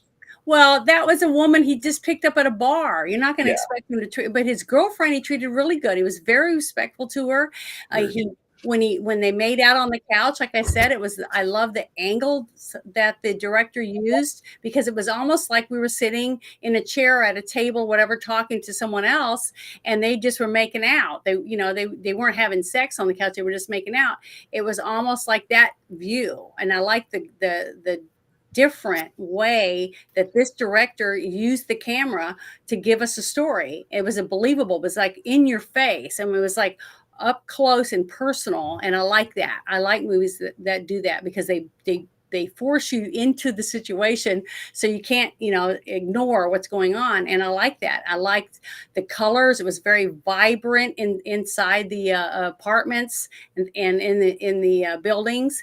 The streets were wide open. They went from real narrow shots to huge streets, and it showed all the cars and the people walking. It was very believable. It was almost like some of the shots just seemed like a documentary almost. You know what I mean? But the music I loved. I loved the way they used the music to envelop you and take me back in time, basically, is what I felt like. I just loved it. I thought the script was written very well. I thought the editing was excellent. I thought the soundtrack was phenomenal. And I thought all the characters were really believable characters to me. I felt I wanted to see him be successful. And that's what I say all the time when we're doing movies, that if they don't have an arc and they just kind of flatline through the movie, you don't really give a crap what happens to him. But you see this guy, and you find out more about him a little bit as he's going along, and his job, and how much he cares about what he's doing, and how he's wanting to be treated with respect. That's why he demands respect, even from the big dogs, that basically run Harlem. He's not afraid of them. He doesn't show fear. He does all these things. And I love that, because there's nothing more attractive than any man. I don't care if he's got a penny. If he's out chopping wood and he's acting like a man, he sweats like a man, he's being a man, he's attractive. I don't care if he's short or anything. It doesn't matter. What he's wearing, it doesn't matter either. It's something about a man who is confident in himself that comes across. And I can see that. I don't know. I react to that. And I know a lot of other women do too. But I thought he was great in this movie. I thought he was, when I read that he was just a model and that they had picked him and he'd only been a model and been in a couple commercials. That's it. He'd never been in any major TV show or anything. I just thought he was great. I just thought he was a wonderful lead, and I really enjoyed this. I was shocked that I'd never seen it. I'd heard many people talk about it and talk about the music, and that the soundtrack won 3 different awards. And so it was very well done, considering it only cost them $500,000, which is shocking to me still. But I'm going to give it a 8.5 out of 10. Because that's higher score than what you guys were going to give it. You guys gave it already, but that, to me, that was, just under a 9 is what I'm saying, and that was just for a few little technical things with the couple of the scenes where they're fighting, and I thought they were a little bit. I don't know if it was exactly the way the camera angle was, or if it was that they tended to act over each other a few times, and that's the only thing I could find. I found nothing wrong with editing. I looked for things like that, and I didn't see anything. I thought the editing was smooth as silk. I thought whoever they got to edit this film was really good, considering the amount of money they spent. And that's what I usually do. That's why I like to know what their budget is, because if they had tons of money and the editing is shit and the costumes are crap and all that, because that could see they just wasted the money. Like that one movie we were talking about where they had to scrounge around to get costumes because they had already blown the budget and they were having to basically work on scraps. So I'm very, very impressed of how well this movie turned out and how professional the filming looked, considering it was made with such a low amount of money. And with that amount of money, I could tell that the MGM either didn't have the money to give to them or that they didn't expect this movie to do as well as it did. Okay. 3 movies in all of 71 from MGM made money. 3 movies. That's it. All the other films failed. They were going to close. They were out. They were done. And this movie came out and it succeeded. It actually did everything it was supposed to. So I've got to say that this movie saved an entire studio. It saved hundreds of jobs, if not thousands. And it's made it possible for us to enjoy a film and look back and, be like, oh, wow, that's kind of significant. That's maybe why we have this stereotype today, and that's something and that a lot of that has to do with the director, because a director usually chooses who they want on their team, basically, to help them make that film. And his casting director was phenomenal because they did a great job. Was great. And I like that design person, the person who went out and found the places to film, the Urs Fuller, the cinematographer, that guy, whatever, I love the way he used the camera. He did, like, he was an artist on a shoestring budget. Solid. Go ahead, Six Nations. I was going to say this. Yeah. Special effects, really, my God. Good. For such a low budget movie, like in the stairwell, the dude's sitting there and he's bleeding out. Like most films that I recall from the 70s, they just slap some red paint, call it good, go about their business. No, this was like super detailed, and I loved it. It was and awesome. It's not just that. It's not always the squib going off or the blood shooting out and all that stuff. It's the people in the scene acting. Okay. One's acting, the other one is reacting to the actor, and then the other one's reacting to the other actor. See, that is what also makes realism, to make it look real. Because when you automatically go, oh, you grab your gut, or you jolt, or you start to cry, or you clap because you're happy because something good happened, that's because it's a combination of different things that happen in that one scene to get that reaction. And that's why I'm so impressed, because everything they did, like the very scene when he walked up and the police officers, the 2 detectives, stop him and start asking him questions. And then you have the guy hanging out of the door of that little, I guess, cafe or whatever it was he had just left. All the little things like that. And the way that they filmed the seat the street and the different angles that they used made it authentic, along with good acting. See, so you have to have all the stuff working together, and that's what makes it successful. And whoever picked the team to make this movie, they were phenomenal. They were phenomenal at picking good people, especially since they just had such a little amount of money to pay these people. Right, because it's like you said at the end of the credits, you got crafty, you got makeup, you got you just got so many departments, and they barely made money, but it was freaking good. I mean, they did a good job because these people all wanted their movie and their part in this movie to be good, and that have that, yeah. When the people have that, you're going to have a good team. But to see it come together so well it's really good, and I definitely would like to see it again. This time, not have to worry about trying to find stuff. That's what's hard, is watching it and trying not to ruin the movie because you're trying to critique everything as you watch it. And I was writing notes and everything else. So, but I thought it was very good. And I just, like I said earlier, thank you, Bruce, for bringing me another movie I hadn't seen that I really was impressed with. Not a problem. I love this movie. I thought it was great. I'm going to give it an 82 out of 100.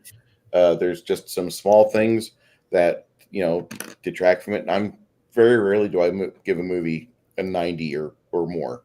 Mm-hmm. So don't think that I'm ripping this movie. This is a 4 out of 5 movie. This is great. This is a movie you can have your kids when they're coming home from college. You can throw them in front of the television, watch this with them. And you can have some memories come back, and you're like, just looking at the cars, a car person would watch this movie and freak the fuck out. They don't make cars like that anymore. They don't make cars like that anymore. And I remember driving those, like turning the wheel on the Bonnevilles and Thunderbirds and New Yorkers. Oh my God, you're turning it forever. It's like, real metal. You could tell they were real steel. They were beautiful. Yeah, they are beautiful. Yeah, they were. I just thought everything about this movie was beautiful. The authentic look of looking down the street and being able to see what Harlem looked like. You know what I mean? Or in your mind, because you don't really know. I wasn't there, so I didn't know if it was really Harlem. But it seemed like Harlem to me by the actors they used, the angles they used for the filming, and the characters they put in. So to me, that's what it was. The other thing about this movie I love is the fashion. The fashions of this movie are so, like, they got it. They nailed it down. Mm-hmm. They completely got the hairstyles right. This was filmed at the time, so it's kind of easy. But the outfits look right. The hairstyles look right. Nothing was really, truly out of place. And it was just watching all the kinetics in the background. This is a very fun movie, and they're working. It looks like they are filming on location in New York, not on a lot in California. Yeah, it didn't look like it was done at all on a studio. Yeah, I mean, maybe the only thing that maybe could have been a studio shot would have been like the stairwell scene, but I think they shot that at a stairwell at some crappy location in Harlem because of just how everything looked like it belonged there. It looked aged. Mm-hmm. And very rarely do you have a movie that things look old. They have to shoot on location. They can't just have a carpenter craft it up and then throw some wash and ink on it. And that reminded me of something I remembered, and I picked up on and made a note of that I liked about it was the authentic part of the signage above some of the businesses, and they looked hand painted. They weren't. I'm not saying they looked like some kindergartner drew on it. I'm talking about they looked handmade. And a lot of people that own a business in a big city that's a small little business, or they can't afford to hire some big agency to come and make them a big sign. Right. So mom and pop place, so it would be a hand painted sign that might be grandma painted or whatever. And they use tape, putting tape on there and tape filled it in, because I've lived in lots of small towns, and that's one of the things that stuck out for me was to see some of the signage above some of the businesses, and I was like, oh, it looks authentic. It looks like a mom and pop cafe. Or a restaurant or a little hardware store. And as they were walking down the streets, I saw lots of the awnings, and this the way they had it set up. To me, it was very authentic, and it pulled me in. It made me want to learn more about where they were at and who they were with, and paid attention to different people walking down the street, the way that the clothes they were wearing, things like that. Just like you said about the cars, seeing when it wasn't an empty street, you know what I mean? Like it was all blocked off and they're making a big movie. No, It was like packed with cars, like I would feel. And I have driven through Boston and other places like that. And it is just bumper to bumper cars all the time. But to see all those cars down the road, park, and there was no openings. That's usually what you have because people are fighting. Keep an eye out. If that car leaves, I want to pull in. You see what I mean? So in cities like that, because I have a lot of relatives. My dad was from New York, and I was born in Albany, and a lot of my relatives lived in New England and stuff like that from my dad's side of the family. So when I would travel up there, I would see lots of, places. I was like, shit, I love New Orleans. It was packed a lot, but only on the big major roads. But when you would go downtown, yeah, you'd have a little bit of small traffic here and there, but it wasn't anything like what I saw when I drove through Boston and areas up there. It was like, oh, I don't know how people do it. I would walk as much as possible if I could, because the traffic is just horrible. But I loved it. It was beautiful scenery. They did a really good job at pulling you into it and wanting to see more. You know what I mean? Mm-hmm. Want to know more about what's going on. I just like that. Next week, like I said, we're going to watch a little film called Hoodwinked. It's from 2005. Looks like a CGI comedy. Hopefully, it's not. It's not a poor film. Hopefully, it's great. This was a fantastic film. Thank you so much for the recommendations for this movie. And I'm glad I was able to showcase this to Janet. And for those that have not seen it before, I will just give you a clue. If you go into Bing on a search bar and you look up Shaft 1971 full movie, Mm-hmm. one of the first 5 or 6 links that pops up is the Internet Archive. And if you don't have a ready way to find this film, the DVD for physical media or such, the Internet Archive is where we watched it because that's where a lot of classic films are stored. So I would recommend that you do what I did. When you get the chance, if you see it available for sale at a good price, and I'm going to say under $30 for a movie is a good price, especially physical media, especially when you figure in shipping. This is a great movie. So check it out. And thank you so much for being here with us today. We will see you again next Sunday at the balcony. Thank you.